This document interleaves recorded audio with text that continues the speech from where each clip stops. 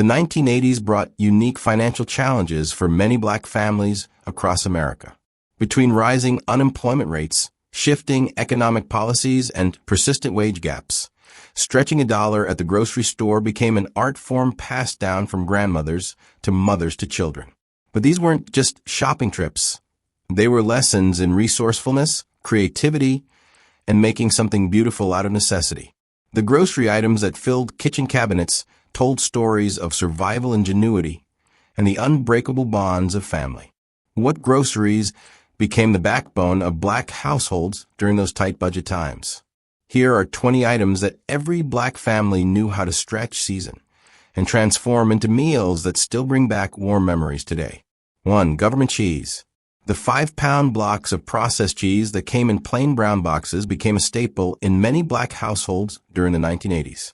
Families would pick up these blocks from commodity distribution centers, often waiting in long lines at community centers or churches. The cheese had a distinctive orange color and a dense, almost rubbery texture that melted beautifully when heated. Kids grew up eating grilled cheese sandwiches made from thick slices of this cheese, and mothers discovered it made the creamiest macaroni and cheese when combined with a little butter and evaporated milk. This was not just cheese. It was a symbol of both struggle and creativity. While some viewed government assistance with shame, black families transformed these basic provisions into comfort food that brought joy to dinner tables. Grandmothers would grate it over casseroles, mothers would cube it for cheese and crackers, and the whole family would gather around meals that proved love didn't need expensive ingredients.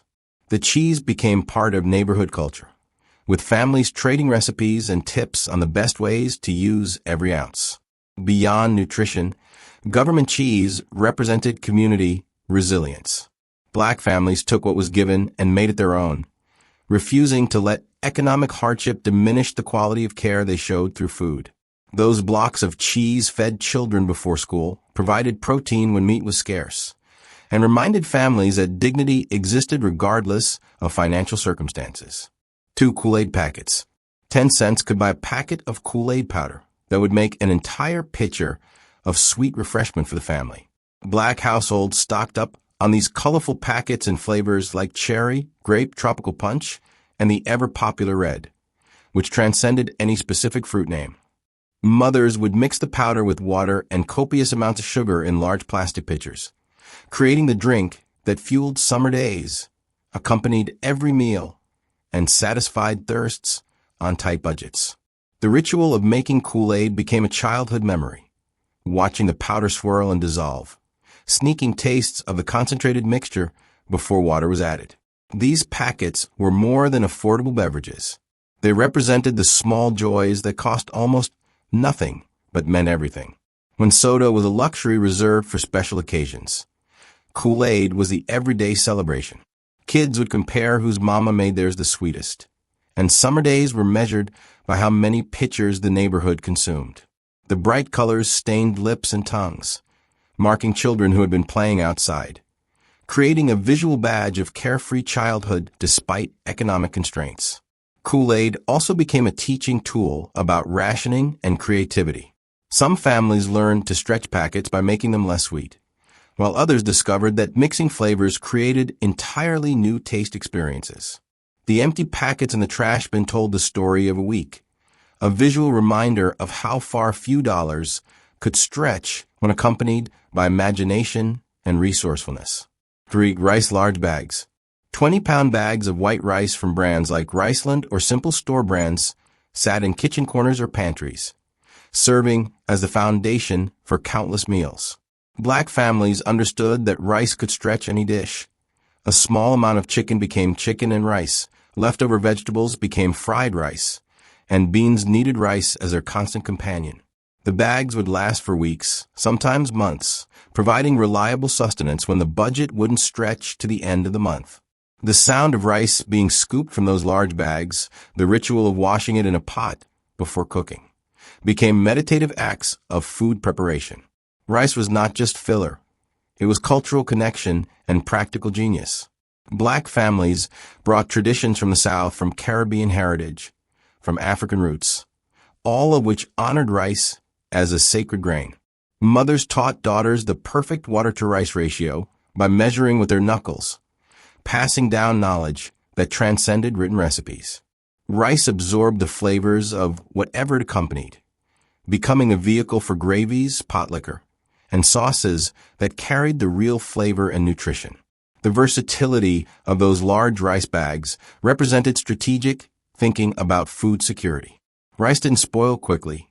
It cooked up fluffy and filling, and it paired with anything the family could afford that week.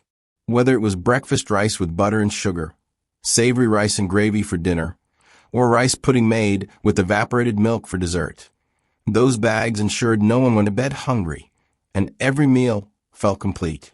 4. Dried beans, Pinto Navy Lima. Clear plastic bags filled with dried beans hung from hooks in the grocery store, each costing less than $1 and capable of feeding a family for days. Pinto beans, Navy beans, Great Northern beans, and Lima beans became rotation staples in black households during the 1980s. The ritual began the night before cooking, sorting through dried beans on the kitchen table, removing small stones and debris, then soaking them overnight in large pots. The next day, the beans would simmer for hours with ham hocks, onions, and seasonings, filling the house with an aroma that meant comfort was coming. These beans were not just cheap protein. They were tradition, nourishment, and cultural pride on a plate. Black families had been cooking beans long before the 1980s, but during tight financial times, they became even more central to survival. Served over rice with cornbread on the side, and maybe some hot sauce for extra flavor. Beans provided complete nutrition when meat was scarce. The pot liquor left behind became gravy, soup base, or was soaked up with bread, ensuring nothing went to waste. Cooking dried beans also became a communal teaching moment. Children learned patience as beans couldn't be rushed, learned resourcefulness as one bag could feed many, and learned heritage as recipes were passed down with stories of great-grandparents who cooked the same way. The time investment in cooking beans, the soaking, the simmering, the seasoning, represented love and care that transcended the low cost of the ingredients. 5. Cornmeal self-rising. 5-pound bags of self-rising cornmeal, often brands like Martha White or Aunt Jemima, sat ready in pantries for making cornbread, hush puppies, and fish coating. Black families could stretch this single ingredient into multiple dishes that added substance and satisfaction to any meal. The ritual of making cornbread became almost daily, mixing cornmeal with eggs, a little milk, or buttermilk if available, maybe a spoonful of sugar for those who liked it sweet, then pouring it into a hot cast-iron skillet greased with bacon drippings or shortening. The result was golden, crusty-edged cornbread that could turn a pot of beans or greens into a complete meal. This was not just cheap carbohydrate. It was Southern heritage and practical sustenance combined. Cornbread appeared at every meal in some black households, from breakfast, leftover cornbread crumbled in buttermilk, to dinner, hot from the oven, steam rising when broken open. The versatility meant the same bag of cornmeal could coat catfish on Friday, become cornbread for Sunday dinner, and turn into corn muffins for school lunches. Grandmothers had their special touches. A cast-iron skillet heated until smoking hot, a particular ratio of ingredients measured by feel rather than cups. Cornmeal represented the genius of making do with what grew abundantly in the South. It connected black families to agricultural roots while providing affordable, filling food that satisfied both hunger and soul. The smell of cornbread baking signaled home, safety, and the assurance that no matter how tight money was, there would be something good to eat. 6. Hot dogs economy packs. Large packs of hot dogs from brands like Bar S or store brands offered affordable protein that children actually wanted to eat. Black families would buy these economy packs, sometimes containing 10 or more hot dogs, knowing they could be transformed into multiple meals throughout the week. Sliced hot dogs went into beans. Whole hot dogs got boiled or fried for quick dinners, and split hot dogs could stretch into sandwiches when bread was available. The versatility and kid appeal made them budget heroes during tight times. These hot dogs were not just processed meat. They were peace of mind for parents trying to feed hungry children. When kids complained about eating beans again, sliced hot dogs mixed and made the meal exciting. When there wasn't time or money for elaborate cooking, boiled hot dogs with mac and cheese became comfort food. Black mothers developed countless ways to make hot dogs interesting. Fried until the skin crackled, simmered in baked beans, wrapped in biscuit dough for homemade pigs in a blanket. The economy packs also represented strategic shopping, buying in bulk to save pennies that added up over time. Mothers calculated price per pound, compared brands, and chose options that would feed the most mouths for the least money. Those hot dogs might not have been filet mignon, but they were served with love and creativity that made children feel cared for regardless of the family's financial situation. 7. Potted meat and Vienna sausages canned. Small cans of potted meat spread and Vienna sausages lined grocery shelves at prices that made them accessible even during the tightest budget weeks. Black families would stock up on these shelf-stable proteins, knowing they could provide quick meals or snacks when fresh meat wasn't an option. Potted meat got spread on crackers or white bread for sandwiches, while Vienna sausages were eaten straight from the can, fried up for breakfast, or added to beans for extra flavor. The little key that wound around the can to open it became a familiar childhood memory. These canned meats were not just convenient, they were strategic food security. They didn't require refrigeration until opened. They lasted for months or even years, and they provided protein when the budget ran out before the month did. Black children learned to love the salty, processed taste, and many adults today admit they still have nostalgic cravings for these childhood staples. The small cans were perfect for school lunches, quick snacks, or emergency meals when there was literally nothing else in the house. Beyond nutrition, these products represented the reality of food deserts and limited access that many black communities faced during the 1980s. Fresh meat required trips to stores that might be far away or unaffordable, but potted meat and Vienna sausages were available at the corner store. Families made the best of what was accessible, turning limitation into routine and creating memories around foods that cost pennies but provided sustenance. 8. Powdered milk. Large boxes of powdered milk, brands like Carnation or store brands, provided affordable dairy when fresh milk was too expensive or spoiled too quickly. Black families would mix the powder with water according to package directions, creating milk for cereal, cooking, and drinking. The taste was distinctly different from fresh milk, slightly sweeter and thinner. But children adapted, and mothers used it in countless ways. Mixed with Kool-Aid powder, it created a creamier drink. Added to cornbread batter, it provided necessary moisture and binding. This powder was not just a milk substitute.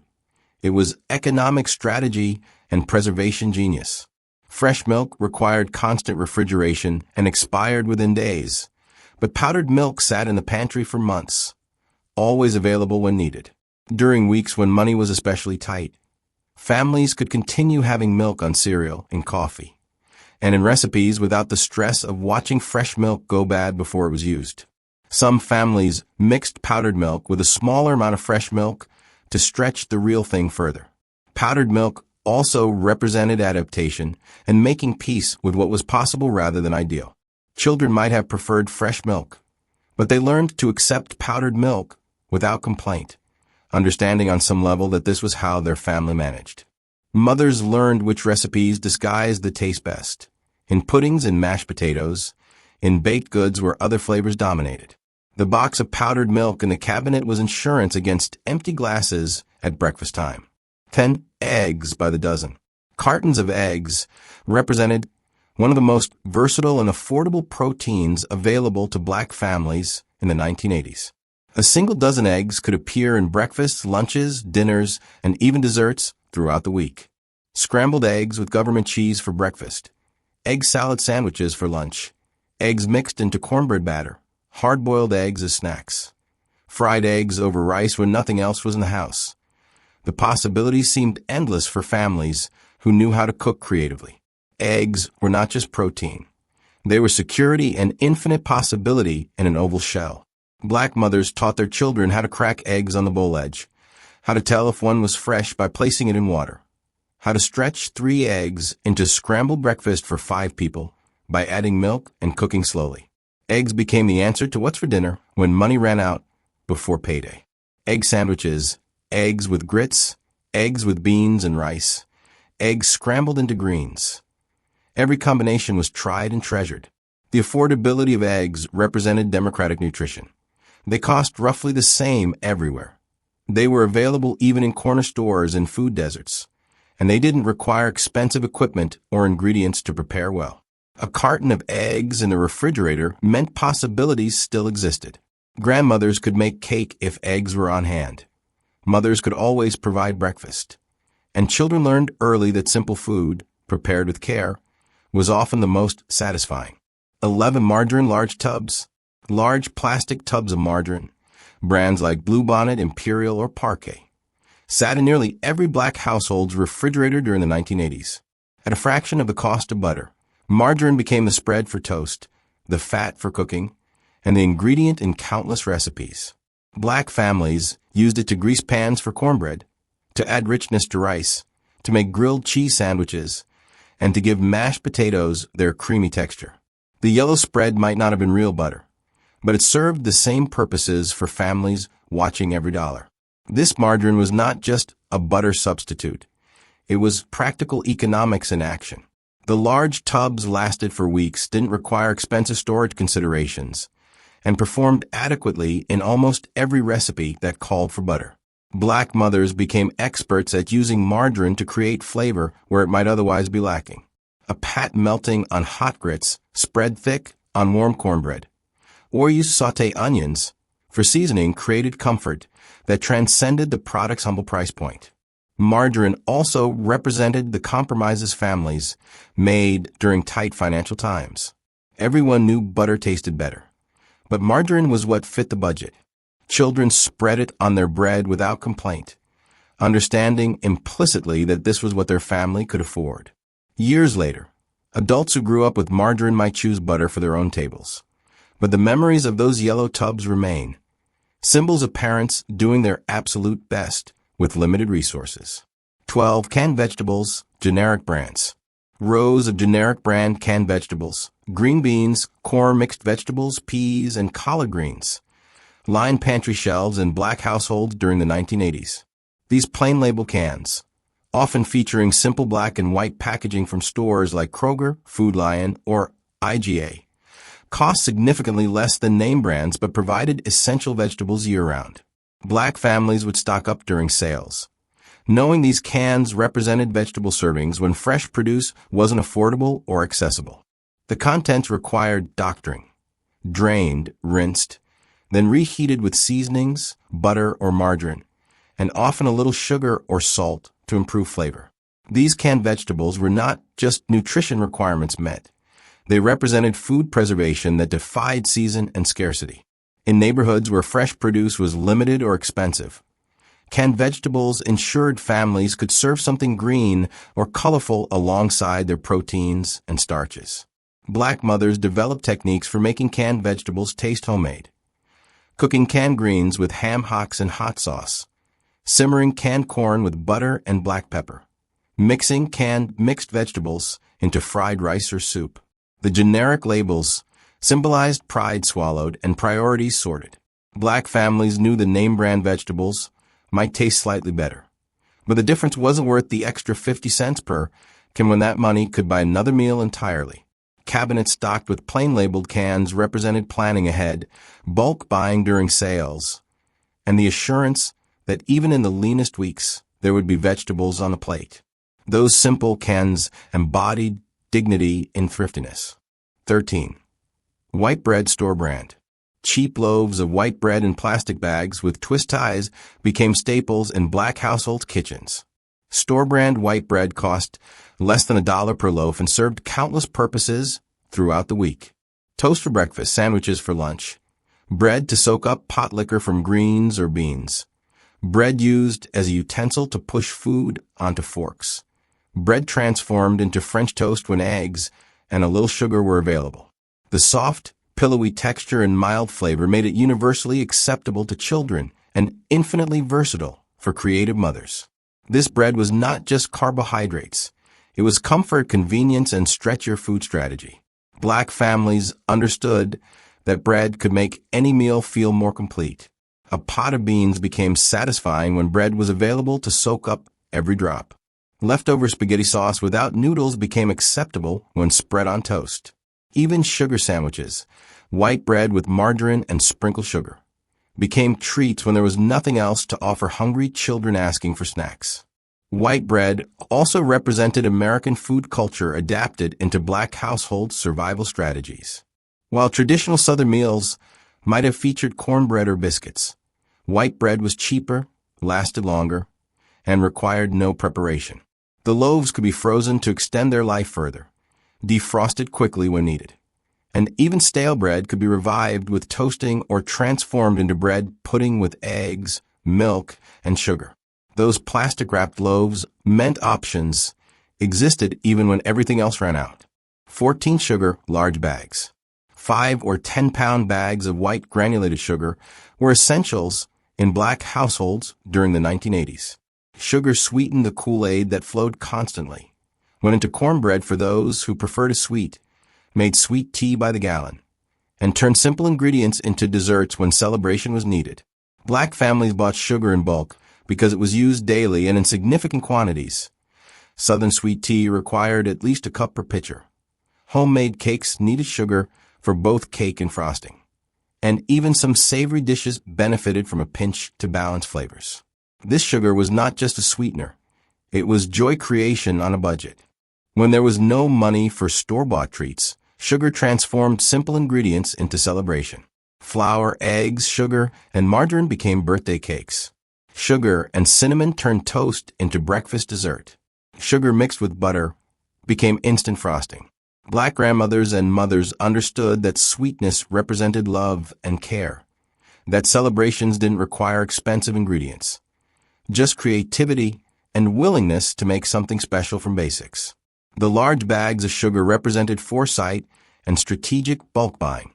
Sugar never spoiled, it was used constantly, and buying large quantities saved money over time.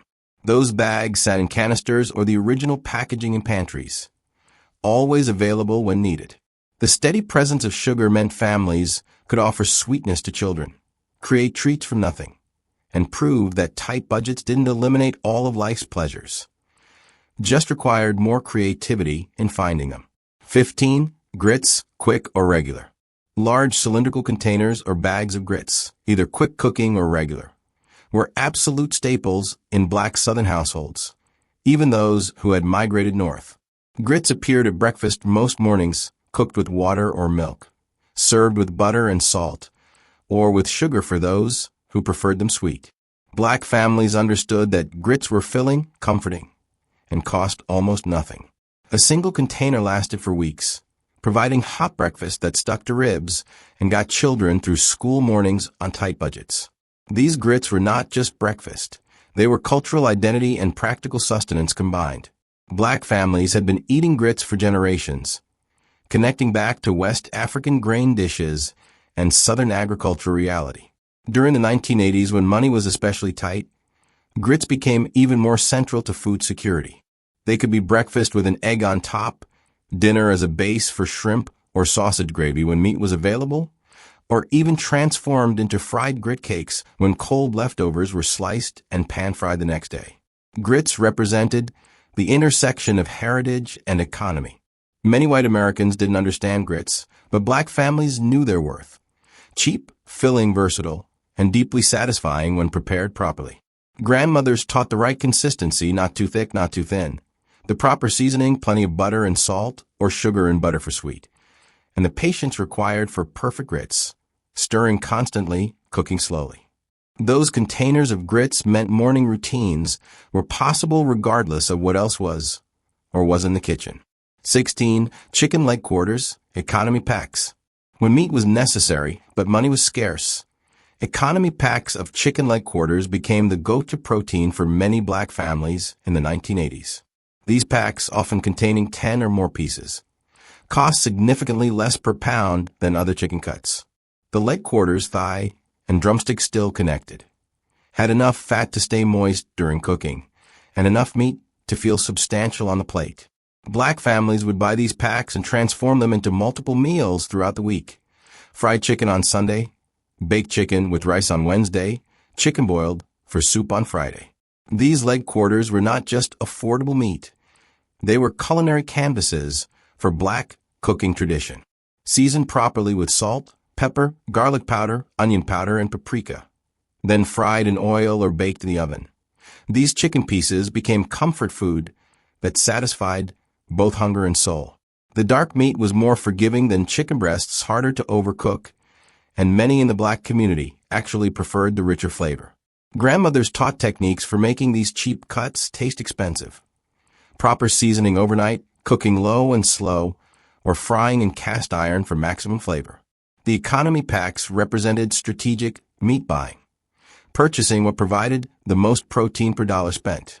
Black mothers became expert calculators, comparing price per pound and determining which cuts would feed their families most economically. Those plastic-wrapped trays of chicken leg quarters meant Sunday dinner could include fried chicken, that protein would grace the table several times that week, and that children would have substantial food despite tight financial circumstances. 17. Peanut butter, store brand. Large plastic jars of store-brand peanut butter, creamy or crunchy, sat in kitchen cabinets as reliable protein sources when fresh meat was unaffordable. Black families used peanut butter for sandwiches that children would eat without complaint, as a quick snack on crackers or celery, and even in cooking, peanut butter mixed into oatmeal for extra protein, or used in homemade peanut butter cookies when sugar, flour, and eggs were available. The familiar brown spread became comfort food associated with childhood school lunches, and the security of knowing there was always something to eat. This peanut butter was not just sandwich filling. It was versatile nutrition that lasted for months. Peanut butter didn't require refrigeration. It provided protein and fat that kept children satisfied longer than simple carbohydrates, and it was universally accepted even by picky eaters. Black mothers recognized peanut butter's value as emergency food. When absolutely nothing else was in the house, peanut butter on bread or eaten by the spoonful could tide over hunger until the next grocery run or paycheck. Some families even made a complete meal of peanut butter sandwiches, Kool-Aid, and fruit, when that's all the budget allowed. The store-brand choice represented practical economics without sacrificing too much quality. While name-brand peanut butter like Jif or Skippy might taste marginally better, store brands performed the same nutritional function for significantly less money. Those savings added up over time, allowing families to buy other necessities. The jar of peanut butter in the cabinet was insurance against hunger, proof that protein was accessible even on the tightest budget, and comfort that tasted like home. 18. Oatmeal large containers. Large cylindrical containers of oatmeal, Quaker Oats or store brands, provided hot, filling breakfast for Black families throughout the 1980s. A single container lasted for weeks, with each serving costing just pennies. Black families cooked oatmeal on stovetops, adding sugar, butter, or margarine, and sometimes cinnamon to make it palatable for children. Some families added raisins when affordable, or a splash of vanilla extract for special occasions. Oatmeal stuck to ribs, kept children full until lunchtime, and represented reliable breakfast when eggs or other options weren't available. This oatmeal was not just hot cereal, it was nutritional strategy and morning routine. Black mothers understood that children who ate hot breakfast performed better in school and stayed satisfied longer than those who ate cold cereal or nothing at all.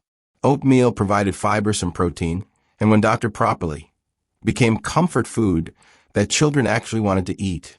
Grandmothers made oatmeal special by adding their touches, cooking it in milk instead of water when possible, stirring in peanut butter for extra protein, or topping it with whatever fruit was available. The large containers represented bulk buying wisdom. Oatmeal was one of the cheapest breakfast options available, lasted indefinitely when stored properly, and could be prepared even when other breakfast foods ran out. Those cylindrical containers sitting in pantries meant morning meals were secured, that hot food would start the day, and that children would leave home fed regardless of what else was or wasn't available in the kitchen. Oatmeal was unglamorous, but essential. 19 crackers, generic saltines. Boxes of generic saltine crackers, often sold in 4-pack sleeves within the box, were pantry staples in Black households during the 1980s. These simple, square crackers served numerous purposes. Eaten with soup to add substance, topped with peanut butter for quick snacks, crushed for breading chicken or fish, layered in casseroles, or simply eaten plain when children claimed hunger between meals. The crackers were bland enough to calm upset stomachs, cheap enough to buy regularly, and versatile enough to serve at any time of day. These crackers were not just simple snacks. They were stretch-the-food tools and comfort in simplicity. Black families recognized that crackers could make a bowl of soup feel like a complete meal, that children could be satisfied with crackers and peanut butter when snack money was tight, and that even the plainest food could fill an empty stomach. Some families got creative, making poor man's cheesecake by layering crackers with lemon pudding, or creating mock apple pie filling with crackers, sugar, and cinnamon when actual apples were too expensive. Generic crackers represented choosing function over brand names. Nabisco premium saltines might be superior, but generic crackers performed adequately for a fraction of the price. Black families bought what worked within their budget, teaching children through example that brand names didn't matter as much as having enough food on the table. Those boxes of crackers meant snacks were always available, that hunger could be addressed immediately, and that creativity could transform the simplest ingredients into something satisfying. 20. Canned tuna. Small cans of tuna fish, usually the cheapest varieties packed in water, provided versatile protein that black families could stretch into multiple meals. Tuna salad sandwiches, made from one can mayonnaise and maybe some pickles or onions if available, could feed several people. Tuna casseroles mixed canned tuna with pasta, canned soup, and whatever vegetables were on hand. Tuna patties formed from drained tuna, eggs, crackers, and seasonings could be fried like salmon croquettes when actual salmon wasn't affordable. These little cans punched above their weight in terms of protein delivered per dollar spent. This canned fish was not just seafood substitute. It was shelf-stable security and culinary flexibility. Canned tuna didn't require refrigeration until opened, lasted for years in the pantry, and could be transformed into completely different dishes depending on what else was available. Black mothers became experts at disguising tuna, mixing it with enough mayonnaise and seasonings for sandwiches, incorporating it into casseroles where other ingredients dominated, or forming it into patties that became fish dinner when the budget couldn't accommodate fresh seafood. Canned tuna represented the reality of food deserts and limited fresh food access in many black communities during the 1980s. Fresh fish was expensive and often unavailable in neighborhood stores, but canned tuna was universally accessible and affordable. Families made it work, teaching children to eat tuna without complaint, creating recipes that elevated this simple ingredient, and proving that good food didn't require expensive ingredients, just creativity, seasoning, and love. Those small cans were mighty in their ability to provide nutrition and versatility during the tightest budget weeks.